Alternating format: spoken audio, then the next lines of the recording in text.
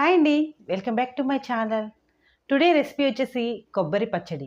ఈ కొబ్బరి పచ్చడి ఎంతో సింపుల్గా అలానే టేస్టీగా తయారు చేయాలంటే ఈ వీడియోని తప్పకుండా చూడండి. ముందుగా వీటికి కావాల్సిన పదార్థాలు: కొబ్బరి ముక్కలు, వెల్లుల్లిపాయ, చింతపండు, ధనియాలు. చాలామంది కూడా కొబ్బరి పచ్చడిలో ధనియాలు వేయరండి, కానీ ధనియాలు వేసుకుంటే ఈ పచ్చడి చాలా టేస్ట్గా ఉంటుంది. మన టిఫిన్లోకైనా కానీ అన్నంలోకైనా కానీ చాలా బాగుంటుంది. కానీ ఇక్కడ నేను రైస్లోకే చూపిస్తున్నాను ఈ పచ్చడి. మీకు టిఫిన్లోకి కావస్తే కొంచెం వాటర్ వేసుకొని పలచగా చేసుకోవచ్చు ఈ పచ్చడిని. ఇక జీలకర్ర, కరివేపాకు, పచ్చిమిర్చి. ముందుగా స్టవ్ ఆన్ చేసుకొని ప్యాన్ పెట్టుకొని ఇప్పుడు దీనిలో కొంచెం ఆయిల్ని వేసుకుందాం. ఆయిల్ ఏమి ఎక్కువ అవసరం లేదండి, జస్ట్ 2 స్పూన్స్ వేసుకుంటే సరిపోతుంది. ఆయిల్ బాగా కాగిన తర్వాత పచ్చిమిర్చికి కొంచెం ఘాట్లు పెట్టి దానిలో వేసుకుందాం.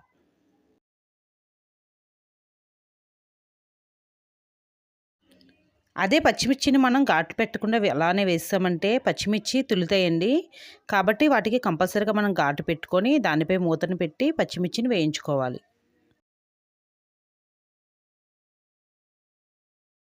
ఇలా దీనిపైన మూత పెట్టి వీటిని వేయించడం వలన ఆయిల్ కూడా బయటికి రాకుండా ఉంటుంది. ఫ్రై చేసుకోండి. ఇప్పుడు పచ్చిమిర్చి వేగే కదండి. ఇప్పుడు దీనిలో ధనియాలు,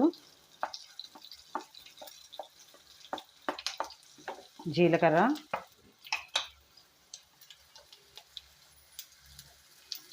అలానే కరివేపాకు. వెల్లుల్లిపాయలు మాత్రం వేయకండి, వెల్లుల్లిపాయలు మనం మిక్సీలో వేసుకుందాం. గ్రైండ్ చేసేటప్పుడు వేసుకుంటే వెల్లుల్లిపాయ ఫ్లేవర్ బాగా తెలుస్తుంది అన్నమాట, బాగుంటుంది. ఇట్లా కొన్ని నిమిషం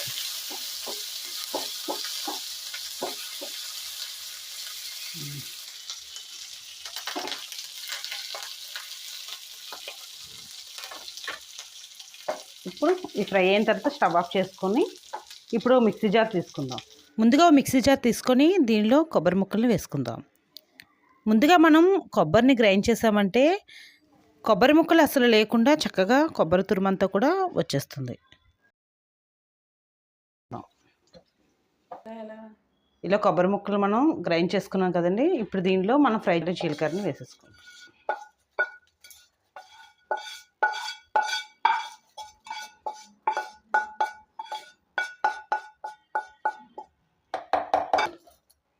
చింతపండు,